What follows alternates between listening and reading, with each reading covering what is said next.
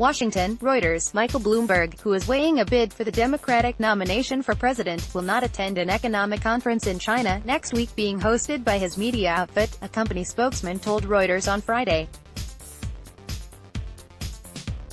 File photo. Former mayor of New York Michael Bloomberg speaks in the Manhattan borough of New York, U.S., May 30, 2019. Reuters. Carlo Allegri. File photo. The billionaire media mogul was originally slated to appear at the New Economy Forum in Beijing, a gathering of world business leaders that he launched in 2018 to promote cooperation with China. The forum is scheduled to kick off the same day that 10 of his potential Democratic presidential rivals will debate on a stage in Atlanta, Georgia. The Bloomberg LP spokesman declined to explain why its founder had canceled his scheduled appearance. The decision to skip the forum comes at a time when Bloomberg is considering whether to make a late entry into the Democratic nominating contest. He has qualified to appear on the ballot in Alabama and Arkansas. Appearing in Beijing could have been a potentially awkward reminder of the billionaire's deep business ties to a country run by a communist party that has become the chief geopolitical rival of the United States.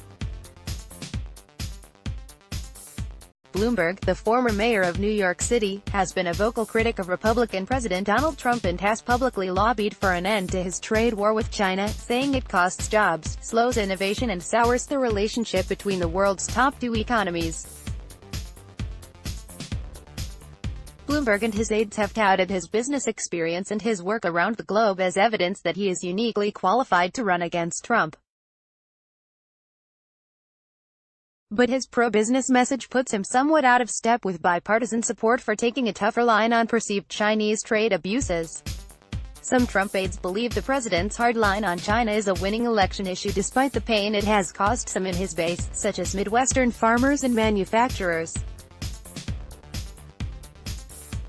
While most of the top Democratic contenders, including frontrunners Joe Biden and Elizabeth Warren, have criticized Trump's tit-for-tat exchange of tariffs with China, they have not clarified how they would handle things differently if elected. The media magnate's eponymous news organization came under scrutiny in 2013 after the New York Times reported that it had quashed investigative reports about wealth linked to the families of top Chinese officials, citing sources that it had self-censored, possibly to preserve its business in the country. Bloomberg refuted the reports. Scott Lincecum, adjunct scholar at the Pro-Free Trade Cato Institute in Washington, said despite a solid intellectual basis for improving trade with China, Bloomberg could find the issue puts him on tenuous political footing, in a hyper-partisan U.S. political landscape where the right and left agree on few things more than need to confront Beijing.